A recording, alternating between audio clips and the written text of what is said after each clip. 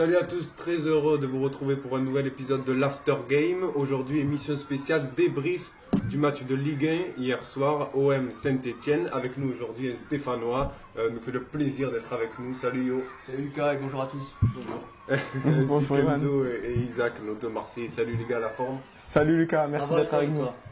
Impeccable. Merci. Hier, l'Olympique de Marseille s'est imposé 2-0 face à Saint-Etienne. Johan, Isaac, les gars, vous avez assisté au match hier soir. Comment vous l'avez trouvé, Johan, après Isaac? Pour commencer, déjà une première mi-temps très faible des Stéphanois, autant par l'intensité sur le terrain. Marseille était largement au-dessus, ils se sont fait manger en termes d'agressivité. Je fais notamment référence à la bataille au milieu de terrain. Mvila et Aïd Benasser n'ont quasiment pas existé en première mi-temps. Ils ont constamment été harcelés par le milieu marseillais. Sanson, Lopez ont fait un très gros match. Voilà, donc c'est une victoire méritée pour les Marseillais qui on va en parler par la suite, se relance pour la course podium. Oui, un très beau match de l'Olympique de Marseille, une très bonne première mi-temps, 2 buts sur 2 coups de pied arrêtés, un corner et un penalty. Les Marseillais ont commencé le match vraiment de bonne foi et ont voulu marquer le plus rapidement possible. Balotelli, un but exceptionnellement Zlatanesque, comme l'a dit Jean-Luc Gasset. Et ce penalty de Florent Thauvin, gagné par Lucas Ocampos, une main de Loïc Perret. Ensuite, une deuxième période un peu plus.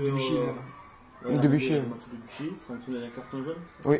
Une deuxième mi-temps un peu plus resserrée. Saint-Etienne qui, on va dire, a dominé cette seconde période, mais ne sait pas créer les occasions les plus franches de la partie. Non.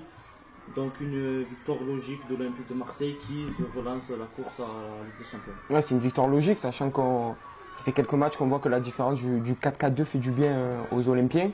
Valère Germain, Balotelli, ça s'entend très bien. Thauvin et Ocampos ont réalisé un très beau match, surtout défensivement, enfin surtout Ocampos, qui a aidé beaucoup Hiroki Sakai, qui a fait les efforts défensifs. On sait que Lucas Ocampos fait beaucoup d'efforts défensifs, mais hier soir il a été vraiment exceptionnel. Et comme l'a dit Johan, le milieu de terrain stéphanois, en préambule, on pensait que Rudy Garcia allait mettre Luis Gustavo Strootman pour ajouter du physique, mais au final, de la densité au milieu de terrain. Et au final, Morgan Sanson et Maxime Lopez ont réalisé surtout Morgan Sanson a réalisé un gros match. Et au final, ils ont gagné la bataille au milieu de terrain. Et c'est surtout là que le Stéphanois a empêché. Ils ont répondu présent sur le terrain et ils montrent que Garcia avait raison d'aligner dans leur 11 de départ. Voilà. Comme il a dit en conférence de presse, il a dit tout le monde doit être concerné, mais à l'heure actuelle, Gustavo et Payet ne rentre pas trop dans le dispositif en 4-4-2, mais Sanson, il répond présent. Et du coup, pour moi, c'est logique de mettre Gustavo sur le banc. Les joueurs qui ont été titulaires ont fait tous un bon match. Et une petite pensée pour Lucas Ocampos. Ça a réalisé un gros match. Pour moi, ça a été l'homme du match, autant offensivement que défensivement. Donc, je tenais à dire aussi que l'Olympique de Marseille s'est imposé sans ses présumés cadres. Tous ces cadres, carrément. Gustavo, par Mandanda et Payet, ils avaient un banc quand même de luxe, très beau banc. Donc voilà, l'Olympique de Marseille a livré une très belle rencontre et a mérité sa victoire. On peut féliciter aussi Rudy Garcia. Parce que quand même, il y a quelques temps, on le critiquait pour ses choix qui ne faisaient pas confiance, etc. Et là, la défense centrale, je crois que c'est la plus jeune défense centrale du championnat, avec Boubacar Kamara et Douye Chalet-Takar, 18 et 22 ans. Il fait confiance aux jeunes et ça marche. Donc pourquoi mettre les cadres? Donc moi je dis bravo à Rudy Garcia et voilà, Clinton face à Saint-Etienne. On gagnait, l'Olympique de Marseille ne gagnait pas face aux cadres. Ouais, ça fait 5 matchs que tu perds pas. Voilà, Mandanda quand même. Il a fait un bon match. Il a fait une belle sortie sur le centre de Cabella. Comme on a dit dans le match, 2-3 parades il y a 2 mois, ils auraient peut-être pas fait. C'est ça. Là, ça joue, on voit que la confiance, ça joue quand même. Il y avait des supporters olympiens quand même qui étaient avec leur équipe. Et ça change aussi. Ça change aussi les supporters ont changé leur attitude envers les joueurs. Mais peut-être aussi ça leur a fait du bien aux joueurs. Comme l'a dit Steve Mandanda au micro de Paganelli, il a dit peut-être que ça nous a foutu, je le cite, que ça nous a foutu un coup de pied au cul. Et c'est peut-être aussi une bonne chose pour eux. Moi j'aimerais revenir sur le 4-4-2 de Rudy Garcia quand même, parce que depuis qu'il aligne ce 4-4-2, on avait parlé sur le plateau. Mais c'est quand même 5 matchs en défaite. Donc 13 points sur 15. Donc voilà, il se relance pour la course au podium et j'aimerais quand même parler de l'arrivée de Balotelli quand même, qui fait du Il bien fait à vraiment Marseille. du bien. Physiquement, on l'a vu hier, il a mangé à lui tout seul la défense stéphanoise. Mais rien que Loïc Perrin sur le but. Perrin, hein. physiquement, il a pas, voilà, sur le but, il n'a pas tenu le choc. Donc il fait du bien. Ça fait 3 matchs à domicile Qui marque, c'est le premier joueur, C'est le premier joueur, ça depuis n'est jamais 1999. C'est ça, Ouais. depuis 99. C'est Bakayoko qui était le C'est ça, dernier buteur. je sais. Oui, oui. C'est africain. Ouais. Mais voilà, comme ce Balotelli, on était un peu sceptique vu son arrivée. On pensait que, bon, vu qu'il avait mis 0 but avec l'OGC Nice lors de la première partie de saison, mais il a répondu présent. Il a mis vraiment de très beaux buts avec l'OM et on espère qu'il prolongera l'aventure avec nous si Ligue des Champions venait Au terme de la au saison. terme de la saison. Mais Donc, et aussi, je tenais à dire que pour ce 4-4-2, on avait parlé lors d'une émission précédente, mais il préfère Germain à Dimitri Payet. Ah, c'est- Pour l'instant, ça marche, mais je tiens à dire quand même que un second attaquant à la place de Valère Germain, si Ah on oui, a une mais- qualification en Ligue des Champions, on aurait vraiment une très belle équipe de l'OM. Après, il faut que quand on voit sur le banc voilà, au début du match, Strootman, Gustavo, Rami, Payet, Radonjic, Ndji, Montpellier, Rolando, on l'a oublié aussi. Je ne sais pas s'il y a beaucoup d'équipes en Ligue 1 qui peuvent avoir un banc aussi large et aussi avec J'ai de l'impression bons que joueurs. c'est le meilleur. Ah, Après le Paris ouais, Saint-Germain. Voilà, mais le Paris Saint-Germain. Sur le papier, on va dire, Sur c'est le un des papier, meilleurs oui, bancs sur le de. papier, c'est un très bon banc. Ouais, mais C'est des internationaux, Dimitri Payet, Gustavo, Strootman, Rami. il n'y a que des internationaux. Et bon, ils sont pas là, ils jouent pas, mais Gustavo, quand il est rentré, il a réalisé, on va dire, une bonne rentrée. bien géré Voilà, il a bien géré au milieu de terrain. partie. Il n'a pas été catastrophique, il a été bon. Strootman, pareil, il a fait le job. Ça a permis à Gustavo de se placer en sentinelle Voilà. et de remonter un peu Sanson et. Après, on verra la semaine prochaine si contre Nice il fait jouer Gustavo et Strootman, sachant que dans deux rencontres, c'est le Classico au Parc des Princes. Est-ce que Rudy Garcia va aligner Sanson et Lopez? Ouais, moi je pense pourquoi remettre Gustavo alors que quand on aligne Sanson et Lopez ça marche. Ça marche. Non, Ouais, non, ça je suis On change d'accord. pas une équipe qui gagne. Voilà. Non, c'est pas une équipe qui gagne. je suis d'accord, mais il y aura quand même plus d'adversité contre Oui. le Paris Saint-Germain. Et est-ce que Lopez et Sanson vont être là Oui, physiquement c'est possible. avec c'est ça, C'est c'est possible. comme là. Après, Garcia de faire ses choix. Voilà, après si. Et d'ailleurs, Abibé, il a déclaré durant le match, quand il commentait le match, il a fait peut-être rentrer Gustavo et Strootman pour les remettre un peu en confiance et leur donner du temps de jeu, pour ensuite les faire rentrer contre le Paris Saint-Germain. Après, il a dit en conférence de presse, tous les joueurs sont impliqués dans le groupe.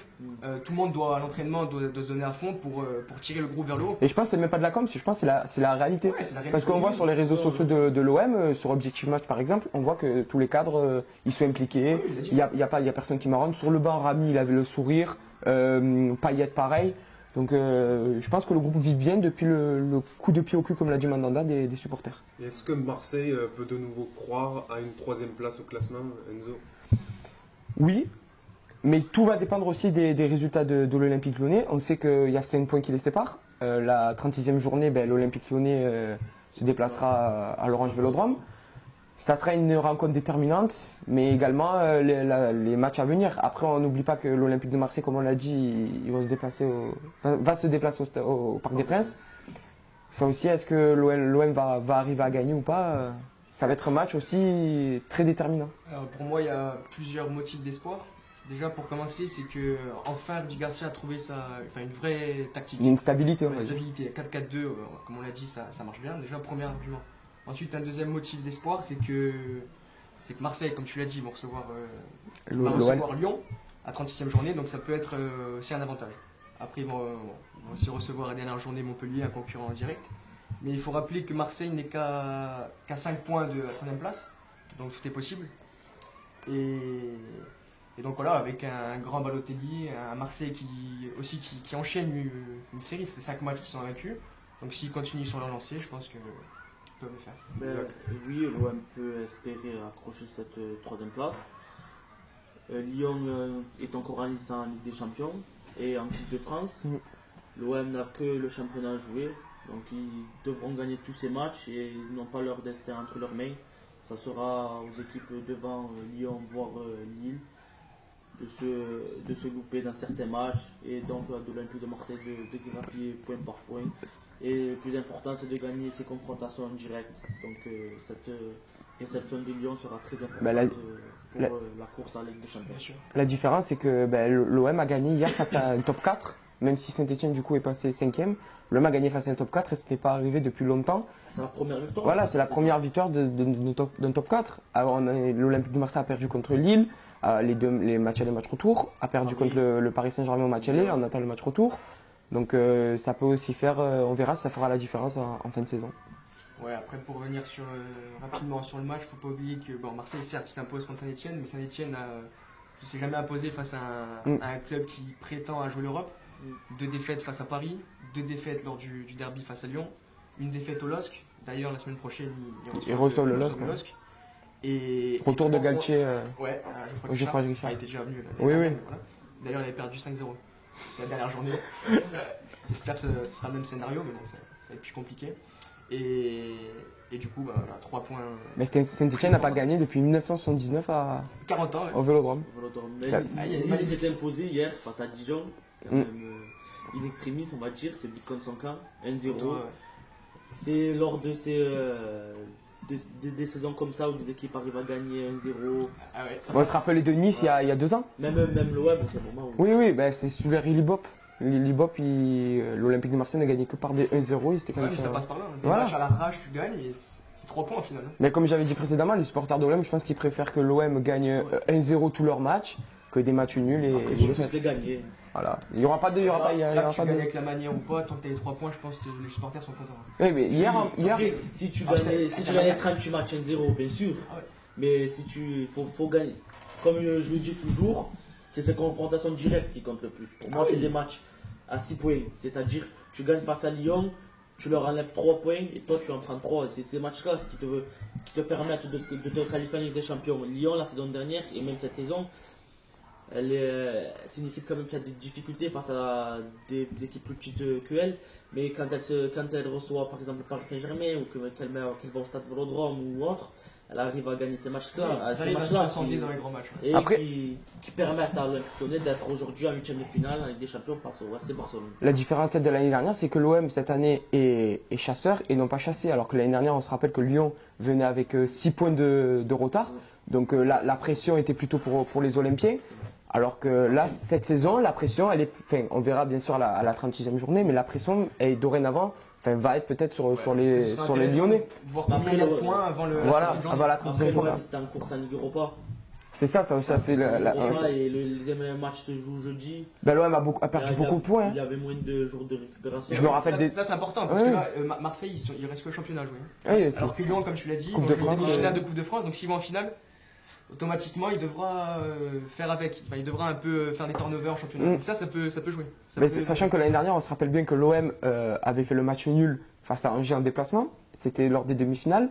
Et je me rappelle ce match face à Guingamp où ils finissent à 9 et ils arrachent le match nul. Et c'est ces matchs-là qui leur ont coûté la Champions League l'année dernière. Les gars, on va faire un petit point sur les championnats étrangers. Alors, vous avez quelque chose à rajouter sur les premières ligues, tout ça? Oui, en championnat anglais, il y a eu le derby de la Mersey entre Everton et Liverpool, 0-0. Décevant. Hein. Un pauvre match. Ouais. Oui, mais qui permet à Ouais, Manchester City de récupérer le trône, un point d'avance sur Liverpool. Je crois que Liverpool a été leader pendant un peu plus de 100 jours et personne ne profite. Ouais, c'est la première fois. Ouais. 100 jours, c'est ça 100 jours C'est ça. 100 jours. Ils ont même eu jusqu'à 10 points d'avance. Ouais, 10 points. Et ils auraient pu prendre 10 points d'avance. Là, ils ont enchaîné 2 matchs nuls, 0-0 en plus. Ouais. La semaine dernière contre United. Non, ils ont gagné 5-0 face à Burnley. Oui, non, ça, mais ouais. je veux dire, ils ont enchaîné 2-0-0. On gère à l'extérieur. Oui, voilà, à l'extérieur. Mais City qui s'est imposé 1-0 face à Bournemouth, un but de Riyad Mahrez, très important. C'est un match où Manchester City n'a concédé aucune frappe, Ah ouais, c'est incroyable ça. Ouais, Quatre minutes, Bournemouth a tenu la première mi-temps. mais aucune frappe Ouais. concédée par les joueurs de Pep Ça, c'est Guardiola. rare. Zéro, Ouais, zéro. zéro Et frappe. Pep Guardiola qui a confirmé que c'était un des plus beaux matchs qui son Sur le équipe contenu, ouais. sur le contenu a pu Réalisé. proposer et réaliser. Donc City est aujourd'hui premier du championnat anglais. Et pour revenir, je me rappelle la dernière fois, on parlait de la course à l'Europe. Arsenal et Tottenham se sont neutralisés un partout. Un penalty raté de Ouais, Aubameyang, de Aubameyang à la fin. Ouais. Ils auraient pu revenir à un point de Tottenham. Il y a aussi Chelsea qui s'était imposé face à Fulham, 2-1. Dans le derby. Qui a gagné 3-2 face à Southampton. Il reste un match reporté face à Brighton pour les hommes de Maurizio Sarri. Sarri. Il pourrait chipper la 4e place à Manchester United. Et du côté de la Bundesliga, une défaite du Borussia Dortmund. Encore une, face j'ai envie de dire. Ouais, ah là, le titre s'envole. Ah. Une victoire du Bayern Munich, 5-1 face au Borussia Mönchengladbach. Et donc les deux équipes sont à Égalité, 54 points. Ballottage favorable pour le Bayern sur la confiance. Les hommes de Lucien Favre sont en train de lâcher le championnat. Physiquement, je pense La surtout. Ligue des Champions, c'est une défaite face à Tottenham, 3-0. Ça va être très compliqué pour se qualifier. Pour les hommes. Après, je pense que c'était pas une équipe programmée pour le titre. C'est quand même une équipe très jeune. C'est ça. Après, ils ont fait un bon début de saison, mais bon, faut noter aussi les contre-performances du Bayern qui a contribué à cet écart de points. Ouais, le Bayern a eu un début de championnat un peu timide. on va dire. Ouais. Ils ont réussi à se remettre en route. Les hommes de Niko Kovac gèrent bien cette deuxième partie de saison. Il y aura aussi le 8e de finale retour face à Liverpool. C'est À la Lance Riviera. Arena. Arena. Et je tenais à dire aussi une défaite de Schalke à domicile face à Düsseldorf 4-0. Ouais, il y a eu une polémique avec les supporters. Ils ont demandé à Stambouli de retirer le brassard de capitaine. Je ne sais pas où ça va s'en finir, mais Et pour le maintien, ça va être Très compliqué. Une défaite 4-0. Ah, Stuttgart, Ça, c'est ouais. pas bon.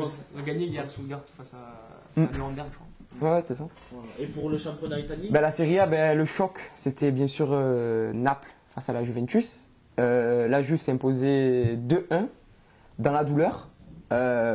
J'ai trouvé que les Napolitains ont mérité une victoire. Et ils ont quand même dominé la deuxième mi-temps. La première mi-temps, ils ont eu quelques occasions. N'oublions pas que Chesney a arrêté un penalty. Enfin, Non, sur le poteau, ouais, oui. Enfin, petit, il était sur le poteau.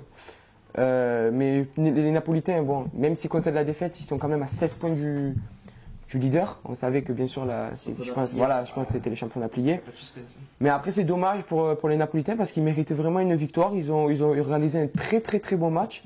Ils ont asphyxié la Juventus. La Juve peut remercier, comme je l'ai dit, Chesney, leur gardien Chesney. Ronaldo, pour revenir sur Ronaldo pour la Ligue des Champions, on ne le reconnaît pas en ce moment. Il n'a pas marqué, il n'a pas été décisif hier.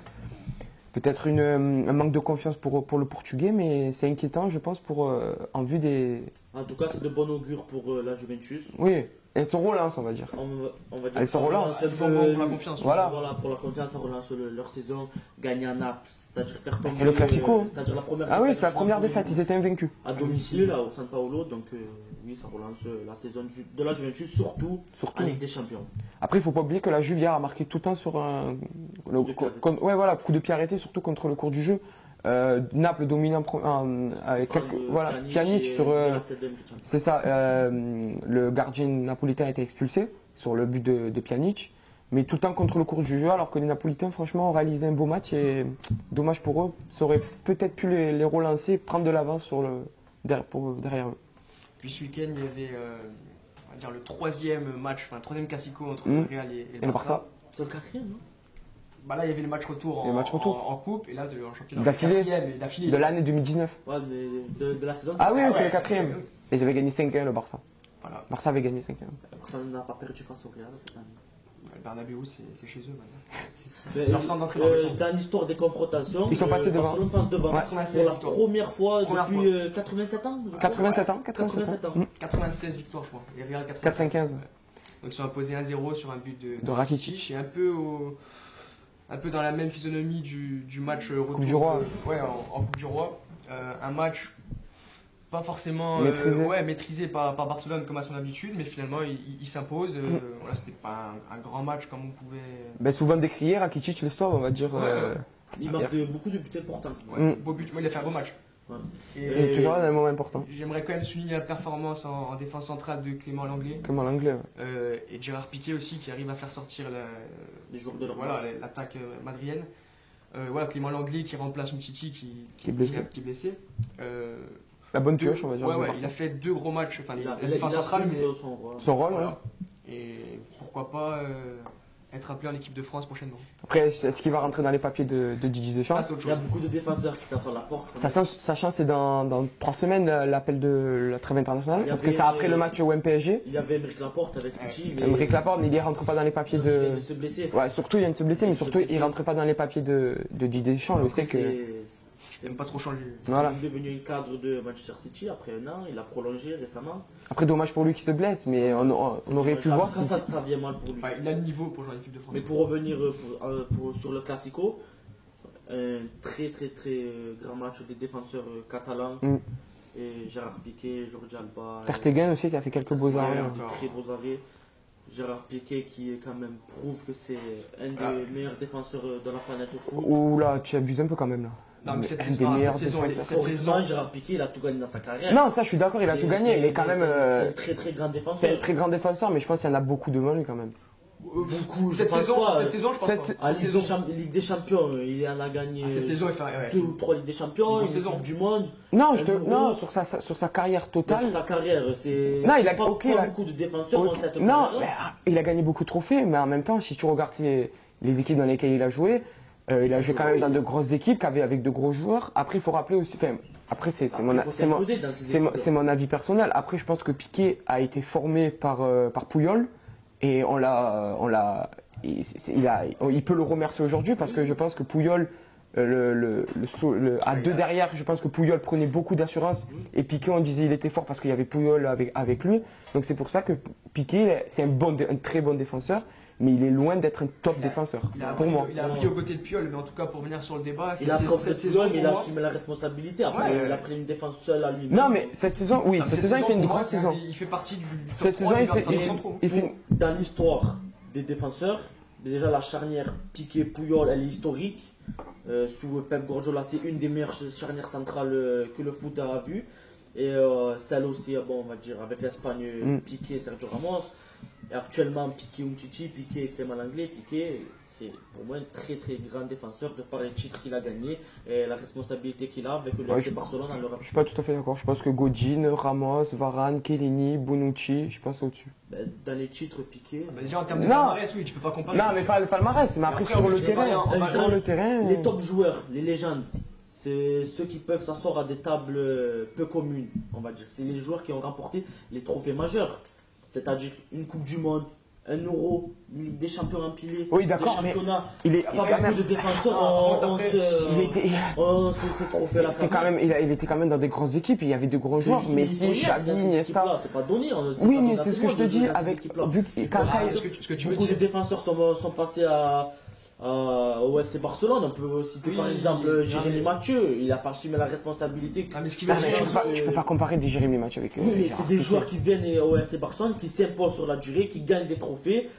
Mais ils sont s'imposent sur la capitaines durée, et après, c'est- qui relèvent leur équipe. Et dans des matchs comme le Classico FC Barcelone-Real Madrid, on va dire que Piqué a tenu l'attaque madrilène et le Real Madrid n'a pas eu une occasion Non, mais franche après, à se mettre sous la dent. Quand il a gagné tous ses trophées, il peut remercier, comme je te l'ai dit, Puyol, parce que c'est lui quand même qui tenait la défense à lui tout seul. Pour moi, il tenait la défense. Ah, mais après, Pour moi, il faut pas tenait la juger que sur- il peut pas juger que sur les titres. Faut pas juger. Voilà, c'est ça, moi, c'est ça que Mais- je. Oui, mais ça n'empêche pas que Piol, Piqué, il fait une grosse. Ah, j'enlève pas sa saison, il fait une grosse saison cette saison. Mais moi, ce que je tiens à dire, c'est juste que je place Piqué dans la table des très grands défenseurs. Avec l'UM, si on, de façon plus globale, Piqué, s'il serait pas bon, il jouerait pas à Barcelone, il serait pas titulaire en Mais Espagne. C'est ce que je suis en train de dire. C'est le joueur, s'il n'est pas bon, au FC Barcelone, tu ne restes pas, tu ne joues pas, tu t'imposes pas sur la durée.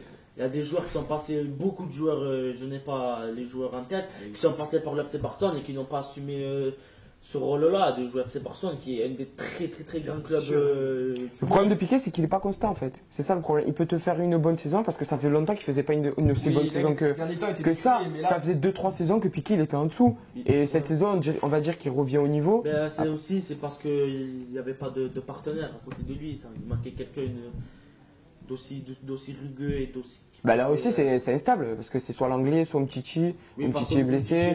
Mais là, Piqué, En tout cas, pour cette l'anglais saison, est présent. Ah oui, l'anglais est répond présent. Donc, c'est ce qui aide Piqué aussi à être très fort Voilà, dans ces parce matchs. qu'il est. C'est Ouais, comme un attaquant, il a besoin d'avoir de très bons joueurs à ses côtés pour lui délivrer des centres, des passes. Ah, mais, Chaque joueur brille grâce au collectif. De toute façon, le football, c'est pas un sport individuel, c'est bien sûr. un sport collectif. Mais pour revenir sur une dernière fois sur le Classico, le Real Madrid ne s'est pas procuré des occasions aussi franches que celle du FC Barcelone. Vinicius Junior, un très beau match, mais Il manque encore la finition, pêche ouais. encore dans la finition. Ça va venir, je pense qu'il va faire une belle carrière. Il en a 71 tirs cadrés pour 5 buts. Trop faible. Mais bon, après, on ne compte pas les tirs qui ne sont pas cadrés. Parce qu'il en a eu quand même beaucoup. Mais il y a une différence de niveau entre le Barça et le Real. Donc je pense que le Real devra essayer de sauver sa saison en Ligue des Champions, vu que pour le championnat, C'est mort. c'est d'ores et déjà terminé pour eux. 12 points Ça va d'avance, être- Barcelone. Ça va être très compliqué pour le Real qui recevra l'Ajax. Donc ils suivront ça de très très De près, près. Les gars, l'émission touche à sa fin. Alors, on voulait s'excuser pour ce plateau de secours, obligé de changer nos locaux pour cette émission. On tenait vraiment à vous faire cette émission en fait. Merci à tous de nous avoir suivis. Merci les gars. Merci à toi. Lucas d'être Merci à toi. présent aujourd'hui. Merci. Merci À la à vous. prochaine. Merci à tous. Au revoir. Au revoir.